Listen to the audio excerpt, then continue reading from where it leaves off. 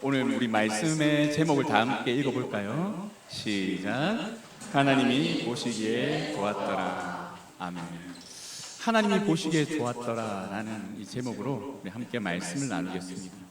우리 말씀을 나누기 전에 우리 사진을 먼저 잠깐 보겠습니다. 여러분 지금 뭐가 보이나요? 다리가 보이죠. 어느 시골에 있는 다리입니다. 자, 그런데 저 다리를 몇 명이서 만들었을까요? 저 다리를 만들려면 몇 명이 있어야 될까요? 여러 명? 대략 1,000명? 1,000명이면 하루 만에 만들 수 있을 것 같아요. 5명? 저 다리를 2명이서 만들었습니다. 남자 1명, 여자 1명. 우리 다음 사진 보여주실래요? 이 부부가 이 주인공이에요. 여러분 놀랍죠? 좀 전 그 다리를 만든 기간이 얼마냐면 5년이 걸렸어요. 5년이라는 기간 동안 이 다리를 만들게 됩니다. 저 부부 이름이 뭐냐면 조진서, 안애유 부부입니다. 중국 그냥 시골 마을의 평범한 부부예요. 그런데 이 부부가 왜 저 다리를 만들기 시작했냐면 어느 날 이 남편이 아내가 개울을 건너다가 넘어지는 모습을 보게 돼요. 그래서 남편이 아내에게 약속합니다. 내가 당신을 위해서 다리를 지어드리겠습니다. 근데 이 남편이 처음에는 별로 반응이 없었는데 한 2년 뒤쯤부터 개울로 계속 돌을 나르는 걸 부인이 본 거예요. 그리고 그때부터 다리의 모습이 조금씩 갖춰지는 걸 보게 됩니다. 이제 그때 부인은 알았죠. 이 남자가 정말 나에게 했던 약속을 지키고 있구나라는 걸 깨닫게 되었어요. 그러면서 그 다리를 하루도 쉬지 않고 짓는 그 남편의 모습을 보는 가운데 이 부인도 그 남편이 다리 짓는 그 일에 동참하게 됩니다. 그리고 결국에는 이 부부가 함께 농사를 지으면서 쉴 때는 다리만 지으면서 이렇게 5년을 보내게 돼요. 그리고 5년이라는 시간이 지나고 저 다리가 완성이 됩니다. 이 소식을 들은 정부가 너무 감동해서 저기 다리 위에 보면 시멘트로 이렇게 난간처럼 돼 있죠. 다리를 평탄화하고 시멘트로 이렇게 난간을 만드는 건 정부에서 이렇게 해주었습니다. 그리고 저 다리 이름을 부부교라고 지어서 이 부부가 만들었다는 걸 기념해주는 그런 이제 일을 하게 됩니다. 여러분, 제가 왜 이 사진을 보여드리면서 오늘 말씀을 시작하냐면 우리에게도 이러한 놀라운 약속을 주신 분이 계시기 때문입니다. 여러분, 5년과 비교할 수 없는 놀라운 약속이 우리에게 주어졌습니다. 그 약속이 무엇인지 우리 먼저 에베소서 말씀 1장 말씀을 다 함께 읽겠습니다. 1장 4절 5절 시작. 회전에 그리스도 안에서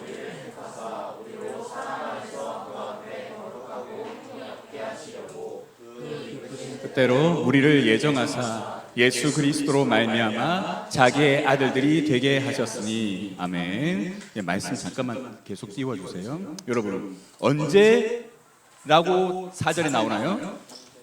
창세전에 우리가 누구 안에서 택함을 받았다고요? 그리스도 안에서. 왜? 우리로 사랑 안에서 어떻게 하라고요? 거룩하고 흠이 없게 하시려고. 창세전에 이런 약속이 있었다라는, 이런 계획이 있었다라는. 자, 그런데 이 계획을 누가 하셨을까요? 하나님이 하셨어요. 근데 여러분, 하나님이 하셨는데 그냥 하나님이라고 하면 안 되고 정확하게 이야기하면 성부, 성자, 성령 하나님이 창세전에 약속하신 거예요. 이 세 분의 하나님이 이 땅을 짓기 전에 이 약속을 시작으로 이 땅을 창조하셨습니다. 왜냐하면 만약에 하나님이 이 약속을 하지 않고 이 땅을 창조하셨다면 우리는 결국 멸망받아서 끝날 수밖에 없는 존재로 남게 될 것이기 때문이죠. 자, 오늘 본문 말씀에 보면 1장 31절에 하나님이 처음 창조를 하신 이후에 마지막 날 창조된 모든 것을 보면서 어떻게 말씀하시나요? 심히 좋았더라. 보시기에 심히 좋았더라라고 말씀하고 계세요. 보시기에 심히 좋았더라라는 말은 하나님의 마음에 흡족하다라는 것이죠. 근데 여러분, 성경 그 어디에 하나님께서 이렇게 기뻐하시면서 무언가를 평가하신 일이 있나요? 그렇게 많지 않아요. 근데 심히 좋았더라라는 이 말씀을 통해서 하나님은 창조를 마친 그때의 모습을 묘사하고 계십니다. 이를 통해 우리가 알 수 있는 것은 창조가 되었던 그 상태가 하나님께 굉장히 만족스러웠다라는 거예요. 그럼 그 상태가 어떤 상태냐? 바로 하나님의 섭리 그대로 이 땅이 존재하고 있을 때, 하나님의 뜻대로 이 땅이 존재하고 있을 때 그 모습이 바로 하나님께는 기쁨이고 영광이요 하나님께 만족이라는 거예요. 처음 이 땅이 창조되었을 때는 하나님이 보시기에 심히 좋았어요. 그런데 어떤 일이 일어나게 되죠? 아담과 하와가 선악을 알게 하는 나무를 따먹게 됩니다. 하나님이 분명히 금지하셨어요. 저 나무의 실과를 따먹지 말라. 반드시 죽으리라 라고 말씀하시면서 그것을 따먹지 말 것을 명령하셨죠. 그런데 아담과 하와가 사탄의 유혹을 받아 그 열매를 따먹게 됩니다. 따먹는 순간 뭐가 들어오게 되죠? 죄가 들어오게 돼요. 그래서 그 인간은 타락하게 됩니다. 자, 인간이 타락했을 때 하나님과 다시 연결될 수 있는 방법이 있을까요? 없을까요? 없어요. 왜냐하면 하나님은 죄인과 함께 할 수 있어요? 없어요? 없죠. 인간은 타락했어요. 그러면 인간이 자신의 의지로 하나님을 다시 찾고 회개하고 돌이킬 수 있어요? 없어요? 있어요? 없어요? 있다고 그러면 여러분, 은혜로 구원받는 게 아니에요. 우리의 의지로 구원받는 거죠. 우리는 은혜로 구원받는 존재라는 걸 여러분 믿으시죠? 그렇다면 하나님께서 만약에 우리가 선악을 알게 한 나무를 따먹었을 때 우리가 타락함으로 인해서 우리에게 찾아오실 수 있을까요? 없어요. 그리고 우리는 하나님께 찾아갈 수 있을까요? 없어요. 그런데 이 일을 이미 아시는 하나님께서 그렇다면 창조를 하세요. 결국 실패로 돌아갈 인간의 창조를 감행하신단 말이에요. 아까 했던 그 약속이 없이 만약에 하나님이 창조하셨다면 하나님은 무능한 하나님이 되십니다. 왜? 구원받지 못할 존재들을 만들어 놓고 그들을 결국 멸망하게 내버려 두는 그런 창조를 하시게 되는 거기 때문이죠. 근데 하나님이 창조하셨던 이유가 있어요. 그건 뭐냐? 약속하셨기 때문에. 성부, 성자, 성령 하나님이 약속하셨기 때문에 그 약속 안에서 우리를 창조하신 거예요. 왜? 우리를 구원하시겠다는 그 약속으로 인해서 이 땅이 멸망받는 걸로 끝나는 게 아니라 우리가 결국 회복되고 하나님의 영광 안에서 영원히 하나님을 찬양하며 하나님의 나라의 백성으로 우리가 살아갈 것을 하나님이 약속하셨기 때문에 그 약속 안에서 우리를 창조하셨다는 것입니다. 여러분, 근데 이 약속 중에 어떤 게 있냐면 성부 하나님이 내가 이 땅을 창조할 거야 라고 계획하셨어요. 근데 성부 하나님께서 말씀하세요. 근데 이 인간들이 반드시 타락할 거야. 그때 성자 예수님이 말씀하십니다. 아버지, 나를 보내주시옵소서. 내가 저들을 위하여, 저들의 대속을 위하여 성육신 하겠습니다. 그리고 성령 하나님께서 말씀하십니다. 하나님, 저도 성자가 이룬 그 구원을 믿는 모든 백성들에게 적용하여 그들이 구원에 이를 때까지 제가 끊임없이 사역하겠습니다 라고 약속하셨어요. 성부, 성자, 성령 이 세 분의 하나님이 이 약속을 하시자 이제 하나님께서는 창조하십니다. 왜? 그 창조는 결국 구원으로 끝날 것이기 때문이죠. 하나님의 이 창조 속에 인간이 만들어지게 되고 인간은 이제 이 땅 가운데 존재하게 되어진 것이죠. 여러분, 그런데 인간이 타락함으로 인해 죄가 들어오자 하나님을 점점 잊어버리게 됩니다. 어떤 일들이 이제 있게 되어지냐면, 자, 우리 창세기 2장 19절을 지나서 우리 뒤에 있는 말씀 먼저 좀 읽겠습니다. 우리 사사기 21장 25절 말씀 다 함께 읽겠습니다. 시작.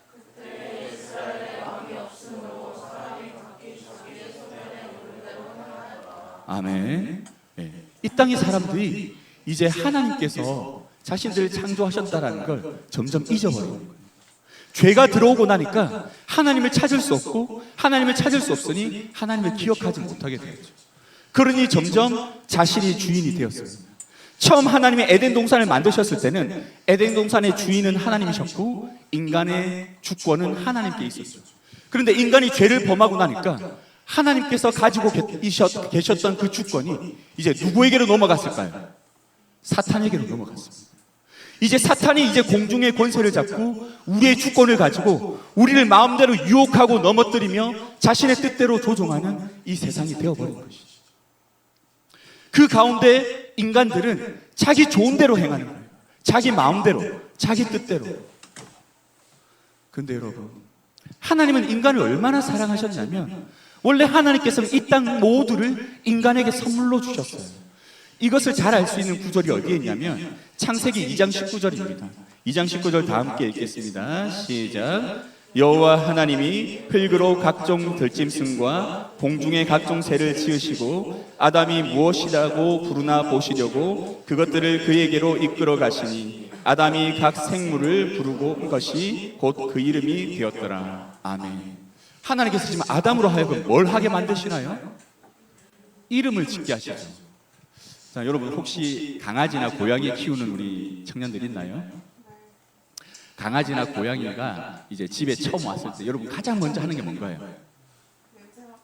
냄새를 맡아요. 그 냄새를 맡는 보통 동물들이 하는 행동인데, 그렇죠? 가장 먼저 하는 일이 뭔가요? 이름을 지어주죠. 그 이름 짓는 의미가 뭔가요?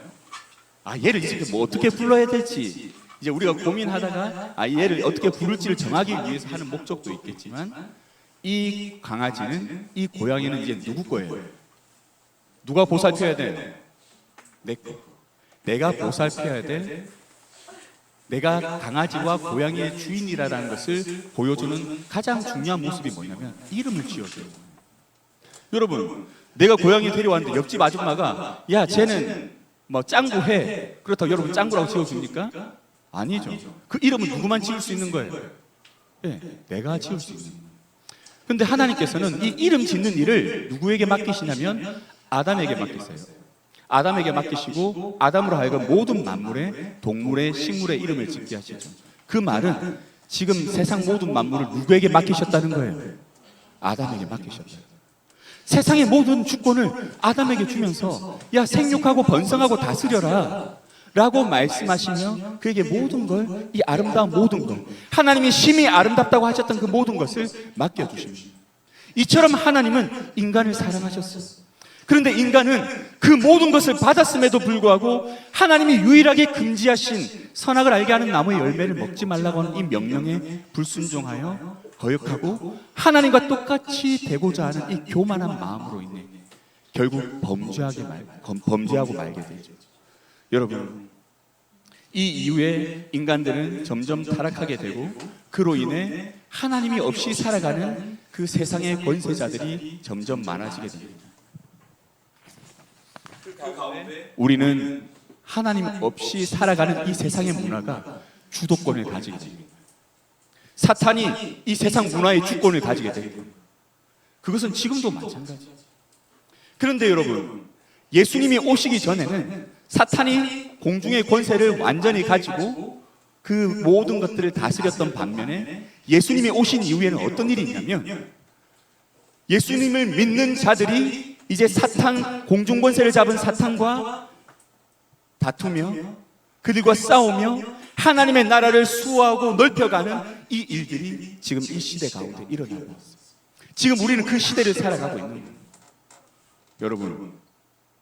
근데 여러분, 이 시대를 살아갈 때 우리의 모습이 어떠해야 될까요? 창세기 1장 31절 말씀에 보면 하나님이 보시기에 심히 좋았다라고 말씀하시는데 이 보시기에 심히 좋았다는 이 말씀이 여러분에게 과연 적용되고 있나요? 하나님이 여러분의 삶의 모습을 보면 지금 뭐라고 판단하실까요? 너의 모습을 보니 너무나 좋구나, 내가 너무나 행복하구나, 기쁘구나 라고 말씀하실까요? 아니면 안타까워하며 슬퍼하고 계실까요?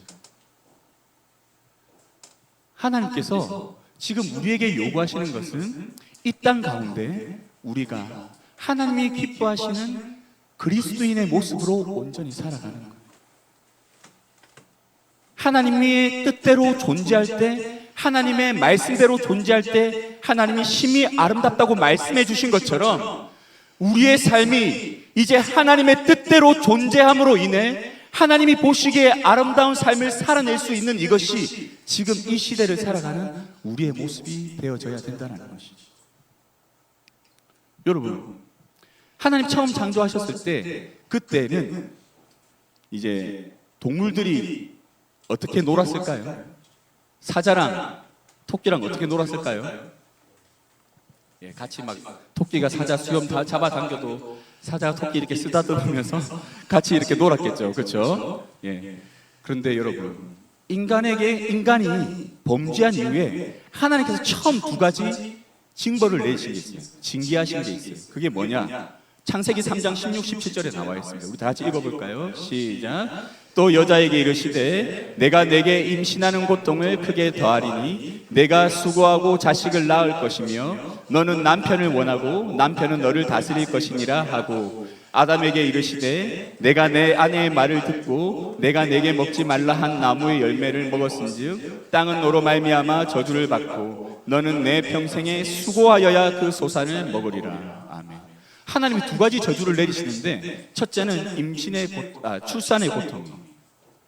왜 이러한 명령을 내리셨을까? 징계하셨을까 생각해보면 이제 여인들이 출산할 때마다 고통 중에 태어나는 아이들을 보며 이제 우리가 죄 가운데 출산하고 있음을 다시 깨닫게 하기 위해 하나님이 선악을 알게 하는 나무의 열매를 따먹는 그 순간에 내리셨던 이 징계를 기억하고 우리가 죄 가운데 태어남으로 이제 하나님 앞에서 이 거룩함을 회복하며 살아가야 될 우리의 존재들임을 기억하게 하시기 위해 16절에 명령을 하셨고 17절은 하나님께서 죄 결과로 말미암은 고통으로 주셨어요. 여러분, 범죄하기 전에는 하나님의 은혜가 충만하게 공급되었어요. 그래서 우리가 일하지 않아도 모든 것이 다 공급되는 놀라운 은혜의 삶을 살게 되었죠. 근데 아담과 하와가 범죄한 이후에 그 은혜가 끊어지자 이제 그 죄로 말미암아 땅이 저주를 받아 수고해야 먹을 수 있는 그런 땅으로 변질되었어요. 자, 수고해야 먹는데 동물들은 수고를 할 줄 아나요, 모르나요? 물론 우리가 봤을 때 수고하는 동물들이 있습니다. 그런데 대부분은 그냥 자기가 만들어서 먹는 게 아니잖아요, 그렇죠? 자연에 있는 걸 가져와서 변형시켜서 먹는 거죠, 그렇죠? 자, 그런데 이 사람들은 어쨌든 그 경작하면서 이런 음식들을 이제 먹게 되지만 그로 인해 동물들은 아무것도 스스로 만들 수 없으므로 이제 점점 생태계라는 것이 생기기 시작했습니다. 예전에 인간이 타락하기 전까지만 해도 토끼랑 사자랑 같이 놀 수 있었죠. 그런데 사자가 배가 계속 고픈 거예요. 그러니까 같이 놀던 토끼가 이제 어떻게 보일까요? 어느 순간 맛있게 보이기 시작하는 거예요. 그리고 그 사자는 자기의 배고픔으로 인해 토끼를 잡아먹기 시작합니다. 이게 결국 인간의 죄로 말미암아 발생한 이 시대의 모습입니다. 그리고 그런 모습은 이제 인간들 사이에도 이제 점차적으로 확대되죠. 제한된 죄와 안에서 우리는 그것을 더 많이 누리기 위해 우리는 서로 경쟁합니다. 더 많은 돈을 벌고 더 많은 권력을 가지고 더 많은 지식을 가지고 이 세상에서 좀 더 높은 곳에서 많은 것을 누리고자 노력하는 이 세상으로 바뀌어지죠. 그래서 이 세상을 보면 우리가 생각했을 때 더 많이 누리는 것이 행복하다라고 우리는 나도 모르게 결론 내리며 살아가고 있습니다. 여러분, 그렇지 않나요? 여러분, 하나님 믿고 예수님 믿는다고 하지만 여러분, 그 하나님을 믿는 믿음, 예수 그리스도를 믿는 믿음이 우리 안에 온전한 이유가 뭐예요? 만약 여러분이 세상에서 만족함으로 인해 하나님과의 관계가 온전해지고 그것이 유지될 수 있다면 그것을 참된 믿음이라고 할 수 있겠습니까? 그런데 대부분의 청년들이 신앙생활할 때 보면 어떠한 마음 안에 신앙생활을 하냐면 내 생활 안에 기본적으로 만족될 것들이 충족될 때 그때 신앙생활을 이제 하는 경우가 많이 있어요. 그런데 예를 들어서 내가 신앙생활하다가 큰 시험거리가 생겼어요. 갑자기 직장을 잃거나 아니면 큰 병을 얻거나 아니면 내가 가진 모든 것들을 하루아침에 잃어버렸거나 하였을 때 과연 그 순간에도 여러분들이 지켜왔던 그 신앙을 그대로 지키며 하나님 앞에 예배하고 기도의 시간과 말씀의 시간을 지키고 그 안에서 하나님을 찬양한다고 고백할 수 있을까요? 수많은 그리스도인들이 하나님을 믿고 또 하나님을 사랑한다고 하지만 정작 그들의 삶 속에 고난과 환난이 닥쳤을 때 그 믿음과 신앙을 잃어버리는 경우가 너무나 많이 있습니다. 이 시대를 살아가는 수많은 사람들의 모습이 바로 그러한 모습으로 이제 나타나고 있죠. 그런데 이 시대 안에서 하나님께서 요구하시는 하나님의 사람들이 있어요. 그 사람들은 어떤 사람이냐면 하나님이 어떠한 분이신지를 알고 그 하나님의 뜻을 깨달아 이 시대 속에 모든 사람들이 옳다고 생각하는 그 길을 가지 않고 하나님이 기뻐하시는 길을 걸어가며 어두워진 이 세상 속에 이 길이 하나님의 길임을 삶을 다해 보여줄 수 있는 그 사람들을 찾으신다는 겁니다. 그런데 그 사람들을 하나님은 어떻게 찾으실까요? 우리 요한복음 8장 31절 32절 말씀 다 함께 읽겠습니다. 8장 31절 32절 시작. 그러므로 예수께서 자기를 믿은 유대인들에게 이르시되 너희가 내 말에 거하면 참으로 내 제자가 되고 진리를 알지니 진리가 너희를 자유롭게 하리라. 아멘. 바로 이 진리를 깨달은 자를 통해서 하나님은 일하십니다. 여기에서 말하는 이 진리는 뭐냐면 예수님께서 유대인들이 자꾸 예수님께 물어봐요. 당신은 누굽니까? 당신은 누구세요? 도대체 당신이 뭔데 지금 이런 일을 하고 있습니까? 라고 질문하자 예수님께서 대답하는 과정 가운데 이 말씀을 하십니다. 자기를 믿는 유대인들에게 이르시되 너희가 내 말에 거하면 참으로 내 제자가 되고 진리를 알게 될 것이다. 진리가 너희를 자유롭게 하리라. 바로 예수님이 누구인지를 분명히 알게 된다는 거예요. 그러나 진리의 성령이 오시면 그가 너희를 모든 진리 가운데로 인도하시리니 그가 스스로 말하지 않고 오직 들은 것을 말하며 장래일을 너희에게 알리시리라. 요한복음 16장 13절의 말씀에 보면 이렇게 기록되어 있습니다. 성령님이 진리를 가르쳐 주시는데 그 진리가 무엇이냐면 바로 예수님이 누구이신지에 대한 것이죠. 그리고 그것을 깊이 깨달은 사람들은 이제 주님의 뜻을 알게 되고 그 뜻을 깨달은 그 사람들은 이 시대 속에 주님의 뜻에 순종하여 살아가는 믿음의 삶의 모습을 보여주게 됩니다. 그리고 그 사람들이 모여서 교회를 이루고 그 교회들은 이 시대 속에서 그리스도의 사명을 감당하게 되죠. 이것이 바로 하나님의 뜻이고 하나님의 이 시대를 향한 계획인 거예요. 근데 여러분, 이 하나님의 뜻대로라면 우리는 지금 누구를 알아야 되는 거예요? 예수님을 알아야 돼요. 여러분의 신앙 가운데 예수님을 모른다면 여러분의 신앙은 다 거짓말이에요. 그것은 신앙이 될 수 없어요. 왜? 내가 믿는 예수님이 누구인지도 모르는데 어떻게 내 신앙이 진리라고, 옳다고 말할 수 있겠습니까? 진짜라고 말할 수 있겠습니까? 여러분, 구원 받으셨나요? 구원 받았음을 어떻게 알 수 있나요? 우리는 구원 받았으면 어떻게 알 수 있어요? 내 삶 속에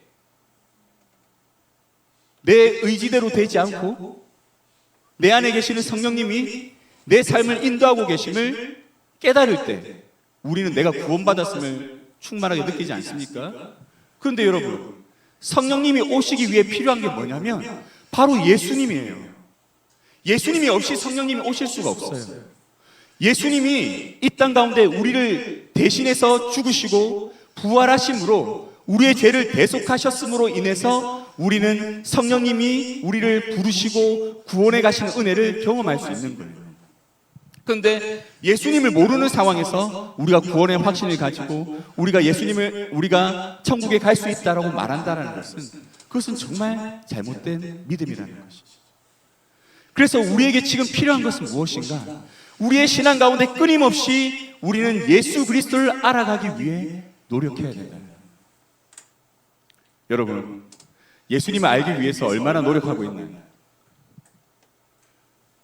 여러분 성경 읽으시나요? 우리 회장님 어디 계신가요? 회장님. 여기 회장님. 우리 회장님은 1년에 성경 몇 번 정도 읽으시나요? 예. 자, 우리는 보세요. 전공 서적을 얼마나 열심히 공부해요, 그렇죠? 예. 10몇 과목 되는 그 과목들을 대학 졸업할 때까지 밤새워 가면서 시험 시간마다 공부하고 외웁니다. 근데 우리 성경책 밤새워 읽어본 청년 한번 손 들어보세요. 아무도 없을 거예요. 왜 그럴까요? 우리가 예수 그리스도를 알 수 있는 방법은 이 말씀밖에 없는데 왜 우리는 말씀을 읽지 않는 걸까요? 근데 왜 우리는 구원의 확신을 가지고 있죠? 어떻게? 말씀을 한 번도 읽지 않으면서 왜 내 안에 구원의 기쁨이 있다고 자신 있게 말하고 있죠? 여러분, 성경 안에 예수 그리스도에 대해서 나와 있어요. 그리고 예수 그리스도를 통해서 지금 성경은 무엇을 말해주냐면 창세전에 약속했던 하나님의 약속이 무엇인지를, 그 약속을 하나님이 어떻게 이루어 가시는지를 계속 설명해 주고 있어요. 창세기부터 요한계시록까지 예수님께서 다시 오실 때까지 하나님이 우리를 구원하시기 위해 하신 일들을 기록하고 있단 말이에요. 성부, 성자, 성령 하나님이 우리를 구원하기 위해 무슨 일을 하셨는지를 자세히 기록하는 이 말씀 속에 우리는 예수 그리스도를 알아갈 수 있다라는 거예요. 말씀 안에서 우리가 주님을 깊이 만날 때 우리는 그 주님의 뜻을 깨닫게 돼요. 주님이 6,000년 동안 왜 이 구원의 길을 만들어 가시는지를 우리는 깨닫게 돼요. 그리고 깨달은 그 사람들은 주님이 만드는 그 길을 함께 만들어 갑니다. 제가 제일 처음에 다리 보여줬죠. 남편이 다리를 만들기 시작했을 때 남편이 다리를 만드는 그 모습을 보면서 아내가 느낀 감정은 한 가지예요. 사랑. 이 남편은 나를 사랑하는구나. 나를 정말 사랑하기 때문에 정말 말도 안 되는 이 다리를 지금 만들고 있구나. 나도 함께 해야지. 예수님께서는 6,000년이 넘는, 아니면 그보다 더 오래된 그 약속을 지금까지 계속 지켜가고 계십니다. 그리고 그 약속을 지켜가는 가운데 우리를 위해서 일하고 계십니다. 그런데 이 약속의 의미, 주님이 왜 성육신 하셨는지, 십자가에 달리셨는지, 이 모든 것들을 우리가 온전히 깨닫지 못하면 주님의 사랑을 알 수 없고, 그 사랑을 알 수 없으면 주님이 만들어 가시는 그 구원의 길은 나와 상관없는 길이 되어버리는 거예요. 그래서 우리에게 필요한 것은 무엇이냐? 나의 신앙의 가장 기본은 바로 말씀 안에서 예수 그리스도를 알아가는 것이 가장 기본이 되어야 된다. 성경을 읽고 묵상하고 성경 말씀 안에서 우리가 하나님을 찾고 질문하고 알아가는 이것이 우리 그 어떠한 것보다도 우리의 삶 속에 가장 우선이 되어져야 한다는 것입니다. 그리고 이 말씀 안에서 우리가 온전히 예수 그리스도를 알아갈 때 우리의 삶은 그 예수 그리스도와 동참하고 동행하게 되면 이제 우리의 모습은 점점 하나님이 보시기에 심히 좋았더라라고 하는 모습으로 변화되어져요. 이것이 바로 성화라고 하는 그 작업이죠. 여러분, 이 일이 여러분 가운데 지금 일어나고 있습니까? 이것이 여러분 안에 있길 간절히 소망합니다. 여러분 마음속에 이제 주님을 만나기 위해 노력하셔야 돼요. 주일, 일요일이 주일이 여러분이 예배드리는 전부라면 여러분은 예수님 사랑하지 않는 거예요. 여러분이 성경책을 펴는 날이 주일이 전부라면 여러분 예수님 사랑하지 않는 거예요. 여러분의 삶 속에 정말 예수 그리스도를 사랑하는 자로서의 삶의 모습이 이제 나타날 수 있기를 간절히 소망합니다. 제가 마지막으로 한 가지만 말씀드리고 마치겠습니다. 여러분, 이렇게 예수님을 만난 사람들은 어떤 마음을 가지게 되냐면 내 구원이 변함없다라는 걸 확신하고 살아가게 돼요. 이제 저는 어릴 때 자전거를 굉장히 갖고 싶었거든요. 그래서 자전거를 가진 친구들이 너무나 부러웠어요. 그래서 동네에서 막 자전거를 타고 다니는 친구들한테 한 번만 태워달라고 막 그렇게 조르기도 했었는데, 여러분, 저희 아버지께서 이번에 시험을 잘 보면 1등 하면 자전거를 사주신다고 약속을 해주십니다. 자, 그런데 평소에 저희 아버지는 한 번 한 약속을 한 번도 어긴 적이 없었어요. 그럼 제 마음속에 어떤 마음이 들었을까요? 뭐만 하면 자전거를 받을 수 있다? 예, 1등만 하면 자전거를 받을 수 있다라는 그런 확실한 믿음이 생겼죠. 정말 열심히 공부했어요. 초등학교 4학년 때인가 그랬던 것 같은데. 그런데 1등 했을까요? 안 했을까요? 예, 못했으면 제가 이 이야기를 안 했겠죠. 예, 1등을 했어요. 그리고 아버지가 저의 손을 잡고 자전거 가게로 갔습니다. 그런데 제가 갖고 싶었던 자전거가 그때 없었던 거예요. 그래서 아버지가 그 값을 치르고 며칠까지 자전거가 오니까 그때 찾으러 온다라고 하는 그 약속하고 돌아왔어요. 자, 저는 지금 자전거가 있어요, 없어요?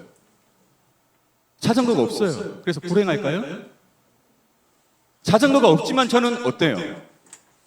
이미 자전거가 있어요. 왜? 예약이 돼 있잖아요, 그렇죠? 아버지, 한 번도 거짓말한 적 없는 아버지가 값을 치러서 그것을 이미 예약해 놓으셨어요. 그러면 저는 시간만 지나면 어떻게 돼요? 그 자전거를 가지게 돼요. 자, 그러면 자전거가 3일 뒤에 도착하는데 그 다음날 제가 자전거 도착하기 이틀 전인데 막 자전거 타고 가는 친구들 보면 막 부럽고 막 그럴까요? 전혀 안 부러워요. 왜?